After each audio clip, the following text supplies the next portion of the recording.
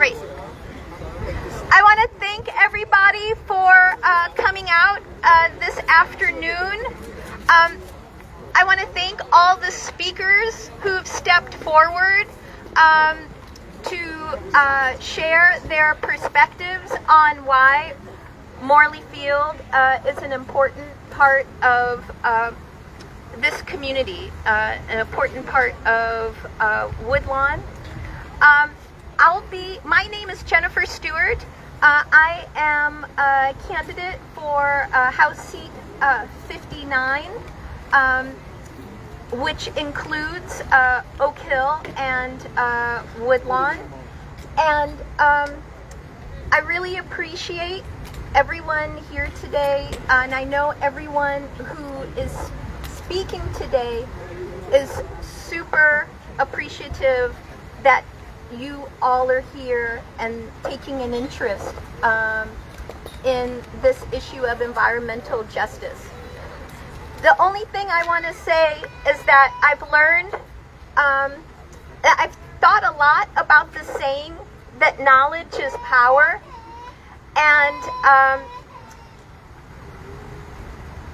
I've learned through the last few weeks the ways in which systemically it's hard for people to find out about various developments and decisions in play that can affect their quality of life.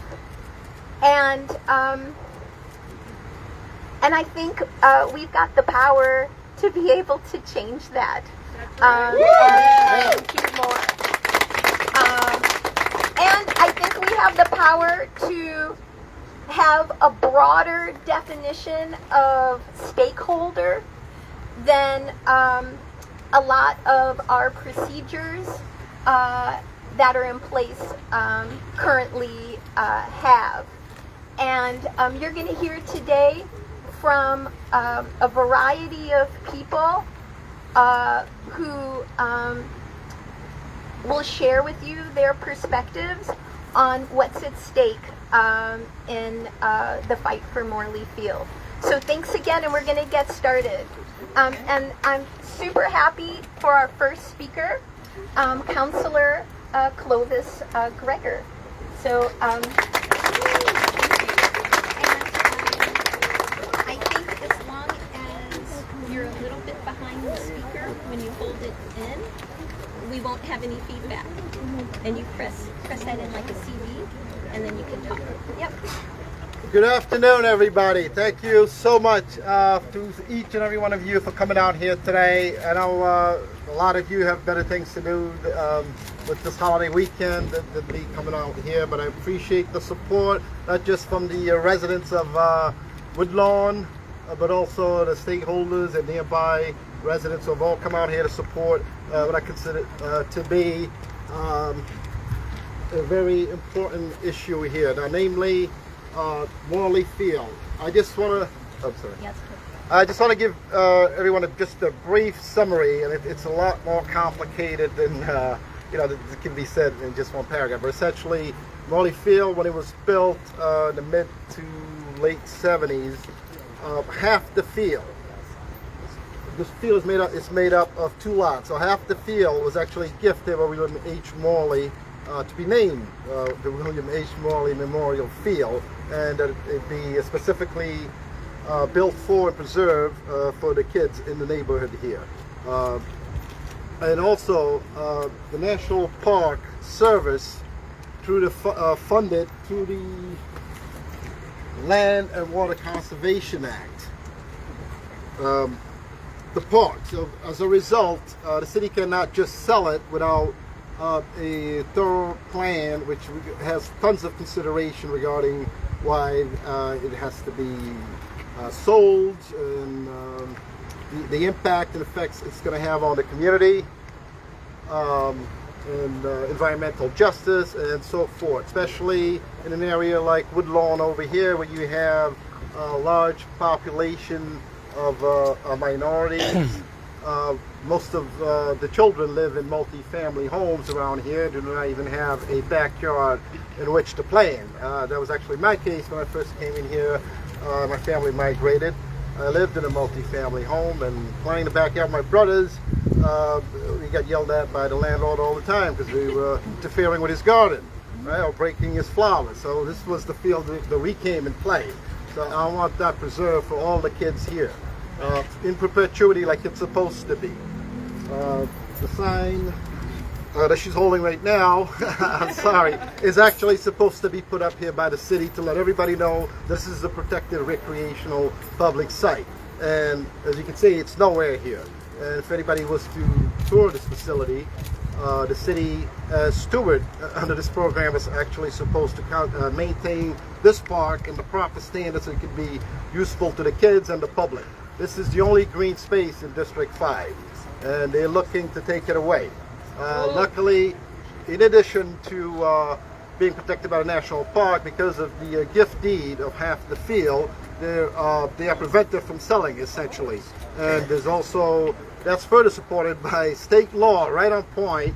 And anybody can look that up. It's 4526, and short paragraph, but it tells you essentially that land that's been given to the for public use cannot be sold, period. There are no exemptions, there are no exceptions, there are no reverters of any sorts. So the entire legality of this proposed sale is a question as far as I'm concerned.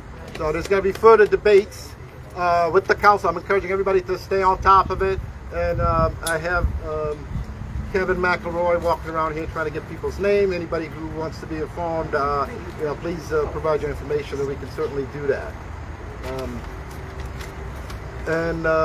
So the deterioration of Morley Field has been, as far as I'm concerned, deliberately done. They have purposely neglected the park for years, well over a decade. They have deliberately pushed away any organized youth sports from this facility. And I'm going to believe it's for the purpose of actually trying to sell it here. So what the developers who wish to purchase this property really want to use Morley Field for, they don't need it for a parking lot, is when they excavated all the hazardous materials that they're going to be digging up, they want to use Morley Field as a dump site for that and then pave it over. That's insulting. Shame. It's a shame. And not only that, as far as the city's proposed replacement for Morley Field, if the sale was to go forward, which I'm trying my best to prevent it altogether. I think the park needs to be rehabilitated. If it needs to be remediated, then that should be done and brought back to its prestige for everybody here to be able to use it, especially the kids from District 5. Woo! Yes. I just want to introduce a couple of people here. So, Matthew Gilbert, can you come here for a minute? Now, everybody, if you don't know who he is, this man here is the president of the Oakwood Raiders. This is a team that took over after the Woodlawn Cowboys used to call this home. In the process, him and a couple of other people were instrumental here in trying to put this together. John, could you please come here? This is John. John Santos is also played for the Woodlawn Cowboys. So he can tell you when he tried to put the team back together, and they decided to call it the Oakwood Raiders to do a combination of Oak Hill and Woodlawns. And I believe, John, if I'm correct, you guys had words with the city regarding using the spot here, and they discouraged you from using it. In fact, moved you over to Max Street. Is that correct? That is correct. When we first started the organization, roughly around 10, 11 years ago, we petitioned the city to use the field. And at first they told us the field wasn't available, it wasn't field ready, and we had basically told them, just want grass. We don't need lights, we don't need sprinklers, all we want is grass and a place for the kids to play. This area had been lost of a football organization for like the last, I want to say 18 years, where the Woodlawn Cowboys moved to Providence because the city sort of forced them out because the majority of the kids who played were from Providence and not from this area. I mean, although we did service a lot of kids here, we did have from the surrounding area a lot of kids from Providence who played. So they sort of forced Woodlawn Cowboys out and left this field basically barren. When we got here, it was really a place to drink and smoke and partake in drugs. We slowly came in, slowly got that element out of here and established the Oakwood Raiders and had our kids here practicing and playing. We were doing that for a while. We were really successful with it, and then, was it 2 years ago? 2 years ago. Yeah, about 2 years ago, we were told that they were going to move us to Max Reed. Now, to be honest, and I don't want to harp on the city, because the city, these Parks and Rec has been good to us as an organization, and they always work with us. So when they moved us, we really didn't question it. I just said they're going to move us to someplace better. Maybe they're doing something, something different with this place. I wasn't aware that they were moving us away so they can basically make this a dumping site. If that would have been the fact, maybe I would have fought a little harder and stuff, and it would have kind of, dug my heels in a little more. But like I said, this place is important. I'm born and raised. I'm right on Warren Ave. My mother still owns the house. I still live on the property. I know what this area needs. I know me growing up as a youth, how important this field was to me and my friends. I mean, as a place to go out and, just let off steam and have a place to go and belong. And that's why we brought this back here, because we wanted the kids to play for their team. Before, kids had to go to Darlington, which is the other side of the city, had to go to Central Falls or Fairlawn if they wanted to play football. We wanted our kids to be able to go to their school and say, I represent Woodlawn, I represent Oak Hill. Yeah. That's why we brought it back. And like I said, it's been running successfully and stuff. I ran it for the first 11 years. Matt's taken over the last 2 years and stuff, and is doing a fantastic job. We just need the support of everybody, you know what I'm saying, to continue a place for this community to partake in and have a spot to kind of, just like I said, smell and don't see pavement. And it's funny because when I grew up, I moved down to Darlington, and the first thing I did, I bought a house that had grass on it, because my house never had grass. My house was asphalt. And I ended up coming back here to this area and stuff, and these kids, they need a spot to be able to play and not scuff their knees on asphalt, scuff their knees on grass. So, right. Yes, thank you, John. Thank you, Matt. So, yeah, just one last thing I just wanted to add, and actually, I think we spent enough time, so I'm going to pass it on. Thank you again, everyone. I want to especially thank Jennifer Stewart, Ben Evans, John Santos, Matt, skilled Matt, my friend Cherry there, who came all the way down from Seacon just to support. Okay, so and then Greg Garrett, the environmentalist here. He's been we had a team with Forrest Snyder, who's an artist local, doesn't live here, but however has a studio right there. Sue Andebro, who's running for District 3, is it in Providence? Yep. Ward 3, and also Bradley. He's also here. He's in support, and he's been on top of this issue from the Providence side, anyways, regarding the development. And also, we have a fellow council person of mine here, Melissa Derosa, as well, out here supporting. So, thank you all very much. You have no idea how much this means to me, because the last meeting that I had, this is the last thing I'm going to say, and then I'm going to pass it on. Last meeting I had with some members of the administration, when I brought out the issue with the legality regarding this transaction, I was essentially told, for all practical purposes, they're going to do what they want to do. More specifically, they told me, well, even if you're right, what's to stop us from doing some sort of motion to quiet the title? Who's going to object? So I want everybody to scream here as to who's going to object. We are! Thank you.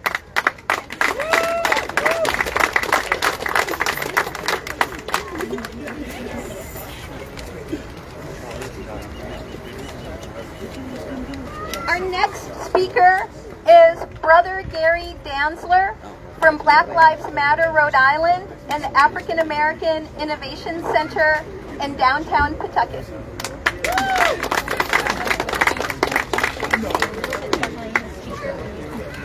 When we talk about environmental injustice, we talk about black and brown kids that are affected in the black and brown communities now. The grounds are imperiled with destruction of environmental control, right? We talk about saving our kids and the future of our kids and making sure they don't get sick from cancer and all these other diseases that comes a part of what we do. This is why Black Lives Matter. Let's sign this petition and make sure that this doesn't happen in our community. Thank you, guys.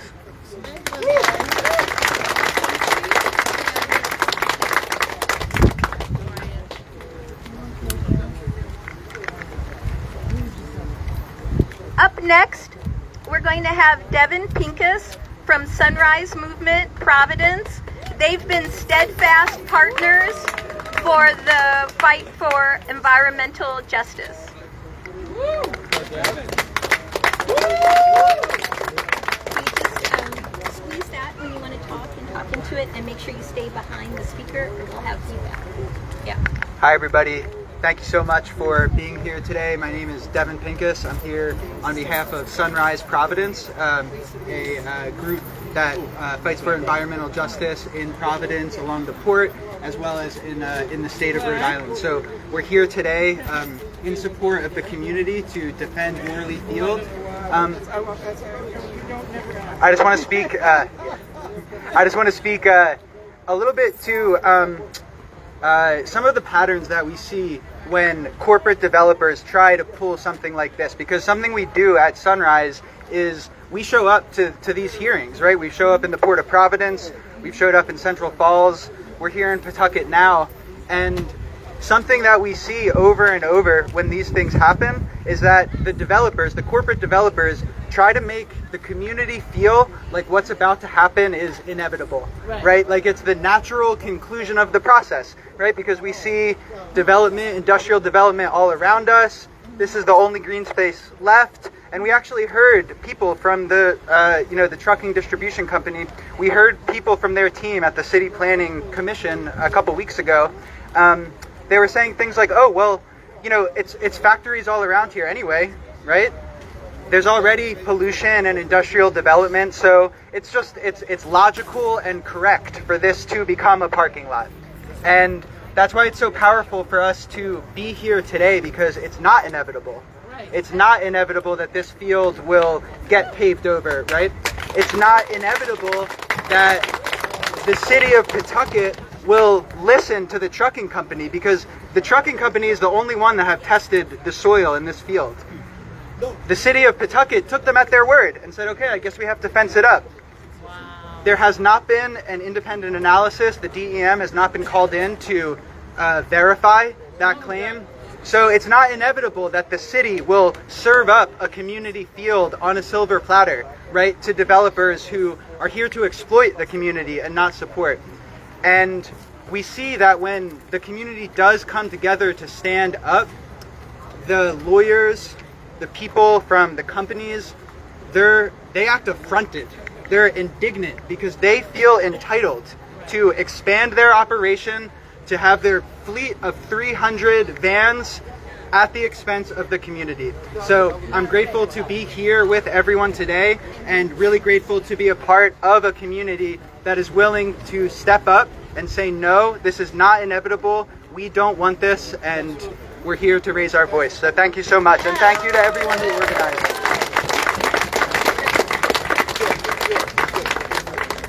Next up is Garrett, Stewart.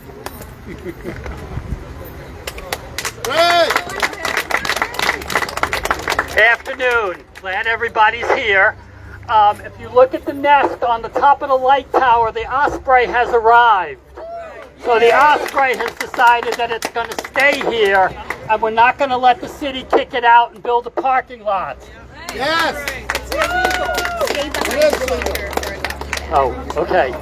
I am the river steward for the Mashasik River. Most people don't hardly know the Mashasik River. It runs from Lincoln down to Providence. And this park is the only public access to the river in the entire length of Pawtucket. The only access to the river. And we need these rivers. It's pretty dirty, but right over there is a sewer outfall that they are in the process of cleaning up.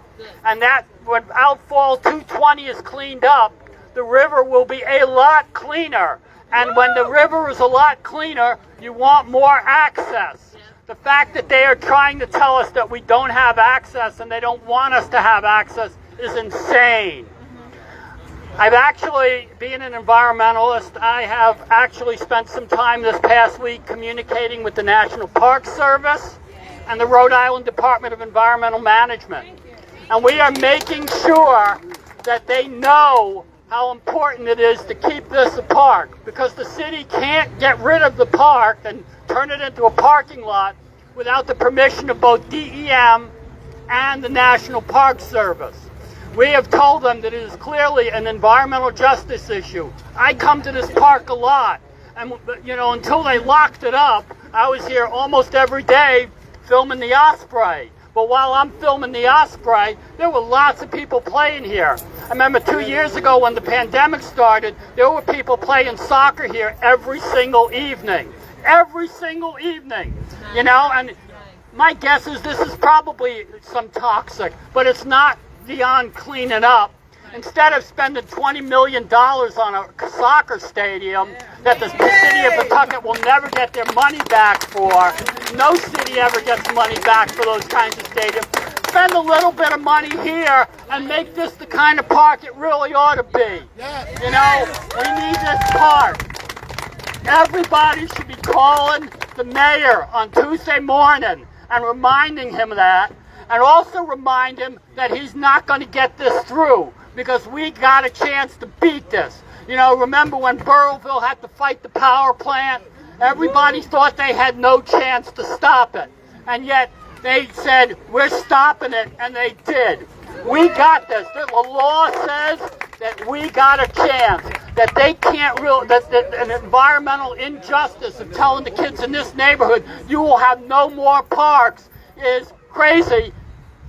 And DEM actually gets that. I actually had an email last night from Terry Gray, who's the director of DEM, and he basically said, we get the environmental justice implications of this one. That isn't a guarantee. We got to keep the pressure on.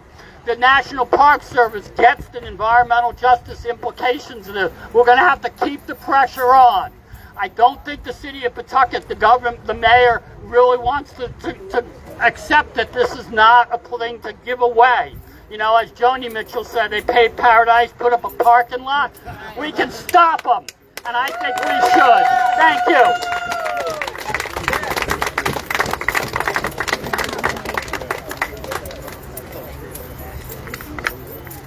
Up next, I'd like to invite Councilor Melissa Derosa up. Yes.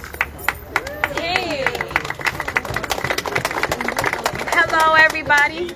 Yeah, just press it, and just stay behind the speaker. You'll be Okay, thank you. Hold it up. Hold it up. Okay. One, I want to thank everybody for being here. I had a conversation with a dear friend the other day. One thing that this administration and the city doesn't like to do. This way? No. Yeah, I think that's it. Yeah, it's that way. And press into it and talk into it. One thing that this administration and this city doesn't like to do is acknowledge the racism and the environmental injustices and the injustices that we face every single day. It seems like when we say the word environmental injustice or when we bring up the word racism, nobody wants to acknowledge how this sale of this field affects the people of District 5. Not just District 5, but the city as a whole. I know many, many, many, many kids who come here, to ride their bikes, do whatever the kids do, right? And so when it came to time to vote to sell Morley Field, that was something that really, really was bothering me. So we asked questions. And I don't think that those questions was answered truthfully. I think that some information was misheld. Like, there isn't 5 acres of space anywhere else in District 5. I think that they knew when they were going to sell this that it was going to be almost impossible to replace it in this district. And so when we kept asking, hey, District 5, this side of the river, over here, somewhere here, it was noted, yes, that they are going to try. They are going to try. And I don't think that they did their best job trying. Especially since Councilor Gregor was able to identify a place like Angelica's. And yes, of course, is it a lot of work? Yes, but I think the city could have figured it out. They also had identified some other places in District 5 that they could have bought the property and turned into some green space, and instead they made the decision with the proposal to put a field on the side of a field on the side of a field. Which to me makes no sense. If they were going to build the field where they proposed, at least if they had some places in District 5 that they can replace some of that acres with here, maybe we would have felt better. I knew from the beginning that this deal sounded too good to be true.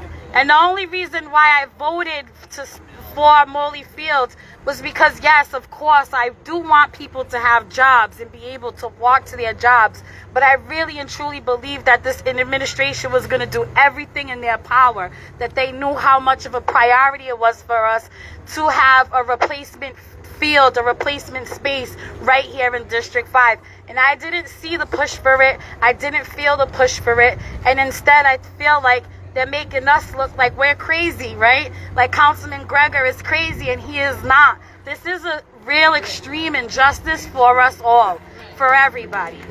And here's the thing. It's election season. And everybody wants a vote, right? And just think about it. Something unique about Pawtucket is we have a lot of officials who have been there for quite some time. For a very, very long time. And under this administration and under their leadership, a lot of green space in the city of Pawtucket has been neglected. Just not Morley Fields. We have the fields behind Gallagher Court that's been neglected, and all of the work that now has to go into Vets Memorial because of the years and years of neglect. I don't see that same neglect happening on the other parts of the city, but I do see this side of town getting the worst side of it. And it's not fair. And I think that when you vote, that you have to vote consciously and have all the information that you need on each individual before you cast a vote. Because this election is extremely important for us to vote people in who are going to listen to the people, right? And not to the investors who don't care about the endorsements, but care mostly about what the community concerns are. And so, and that's the most that I can say. If I can be a help to any of you guys, I would really like to help in any way. If I have to send a communication, send an email, call someone asks for a hearing with the National Park Service, I'm open to all ideas. I'm open to join the fight to stop the sale of Morley Fields, and I am not in favor of the new proposal without there being more spaces proposed in District 5.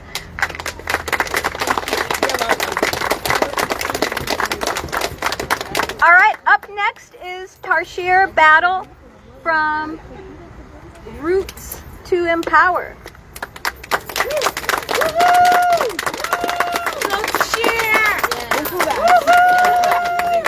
Just make sure that you stand behind the speaker and we don't have behind. So go for the back. Testing one, can you hear me? Testing 1, 2? Yeah. Okay. This way?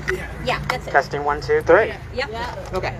So I like to write my stuff out so I have a good frame of mind of what I'm going to say before I say it. And make sure you speak into it. Thank you.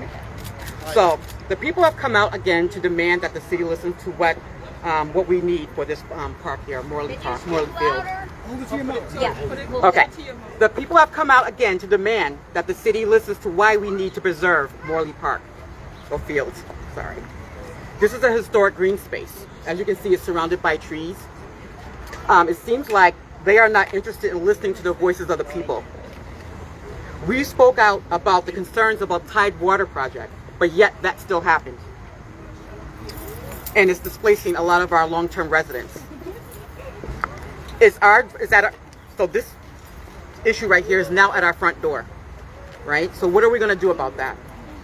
We are demanding that not only that they preserve this green space, but that they listen to our demands. I think that as residents that have been here for a long time, that we should demand that the city keep this park open. So we need to actually make those phone calls to the city on Tuesday, just like somebody mentioned. But we also need to go a step further and have a campaign to actually contact the National Park Services Center and make those phone calls so they can preserve this space. We don't need any more development that's going to come into our areas and displace people. What we need is to preserve what we already have. And thank you. I went off the top. All right. Up next is Riley Shivers, recent Tolman grad. Welcome, Riley. Oh, Riley. You squeeze and hold it close to your mouth, and they'll just be able to hear you. And make sure you don't get in front of them, or there'll be feedback. Okay.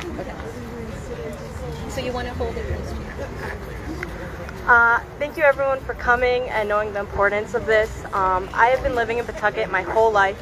Being from the Darlington area, I have been privileged to have Slater Park as long as Daggett Field within walking distance from my home.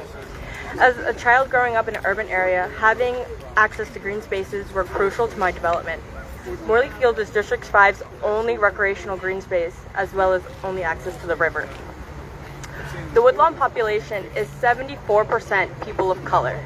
And taking this green spot away and giving it to Oak Hill, which is mostly a population of white people as well as a wealthy population, is just taking from people who have nothing and giving to people who have everything. Thank you. Up next is Molly Henry from American Forests. Molly! So you press in, make sure you hold it up, and then you stay behind this. Right here? You guys can hear me? Yes. Okay. I'm actually here as a District 5 resident, but I do work for American Forest, and something I mentioned when I testified is that I work for this organization. They're a national nonprofit, and one of the things we did here in Rhode Island was we developed what is called the Tree Equity Score, looking at different data where we need to prioritize resources to better serve people that need to be prioritized, that far too long have been oppressed and not given the resources that they need, which includes trees and green space. And what we found in our study is that this neighborhood that we're standing on has one of the lowest scores out of any place in the state. That is not a reason to take away another resource. That's a reason to invest more in it. And those numbers are telling us we need to invest in what we already have right here, not put it somewhere else. We need to invest and make this a place that it really can be, because we know people are already using it, and now everything around us is gated. Everything around here. It is a hostile place, and this can be a magical place, and it's what's needed. So thank you.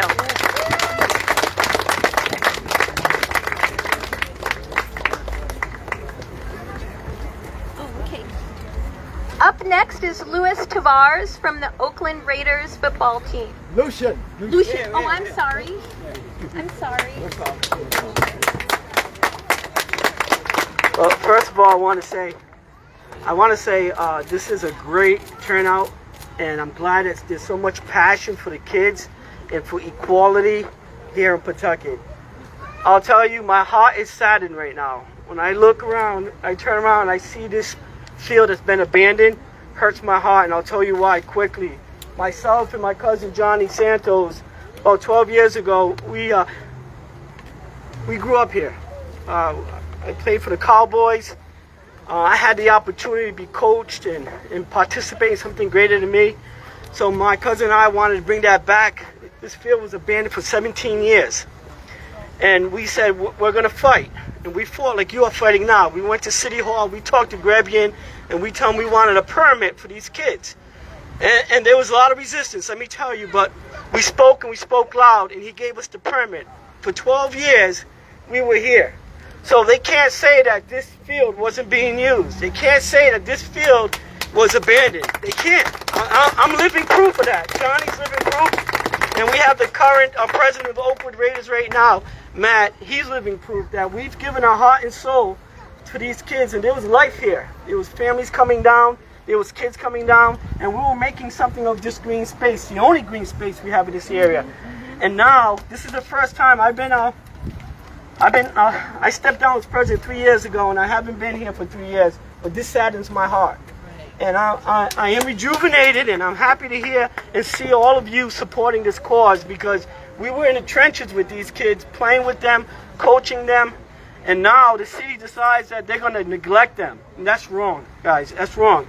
That's humanly wrong. That's elementally wrong to neglect any group of people, to neglect anyone. This is not about black and white. This is about right and wrong.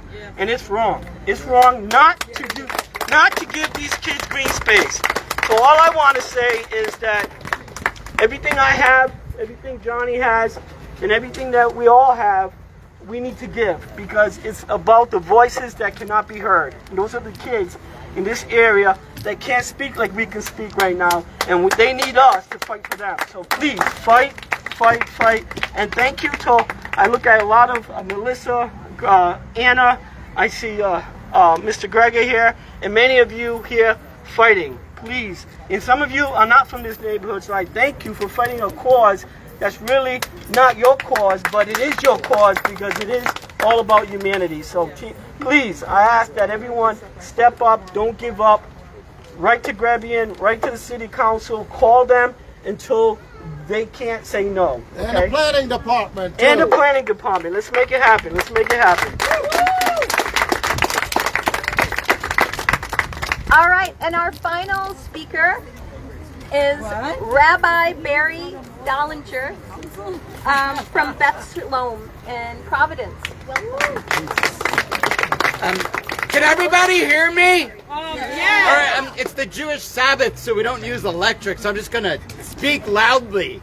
I think we're already speaking loudly. So there's a funny sign here. It says, "No trespassing, area under development." People spoke about the inevitability of what's occurring. The funny thing is the people who are developing the area are the ones who are trespassing. And so the sign has it a little bit backwards. They got confused. So there's this, I'm Jewish, so I'll go with the Bible. That's what we do. There's a Sabbath where people can't work because everybody is equal, but something happened. Someone decided to gather the sticks, all of the sticks, while other people could not gather sticks, so that they would have lumber and firewood, but no one else would have lumber and firewood. And they brought that person to Moses, and he asked God what to do with that person, and he said, stone him. And they all killed the person. Now, this is a kind of grotesque and violent analogy, but it is helpful because Clovis said, Councilman Gregor, sorry, that the legality is questionable. The morality is not questionable. It is wrong. And there is the added element, of course. I'm in Oak Hill, just 0.6 of a mile away. It takes like not a long time to bike or walk here. It's very close.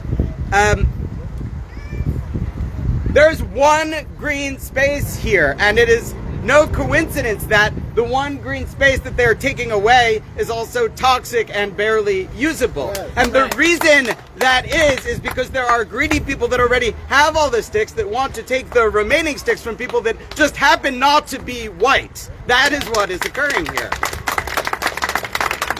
If this were a white neighborhood, this would not be happening. Right? I can say that. I'm right. I know. There are 80 more people here. If everybody here calls, Mayor Grebian, if everybody here tells 2 friends to call, they will receive hundreds of 240, 300 calls on Tuesday. And then again, we could call more than once, right? The phones don't close. So that's the ask. The phone number, you can look it up online, I think, but it's 401-728-0500, extension 281. Thank you.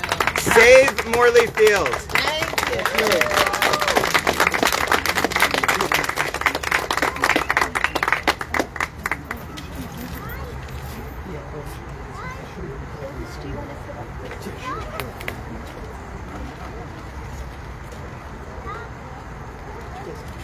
And so, Councilor Gregor is going to put the sign up that should have been up at Morley Field all along. Yes.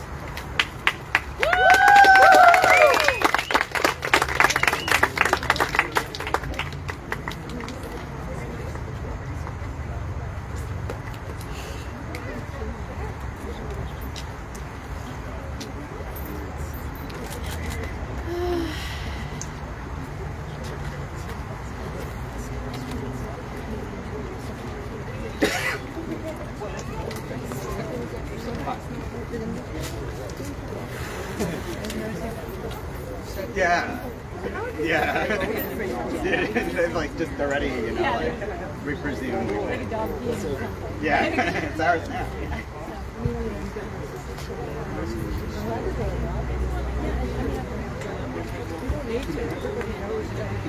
That's what's so wonderful. Don't use it.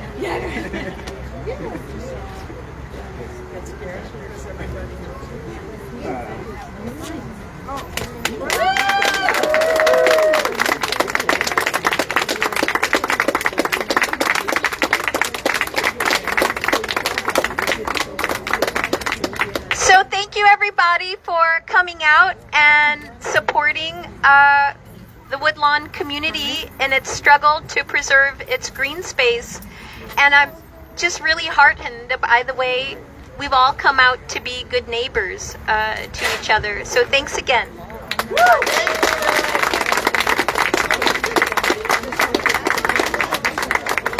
Folks, we're going to take some time to interview a few folks. Those will be up at facebook.com/The Coalition Radio shortly, as will this recording. Thank you.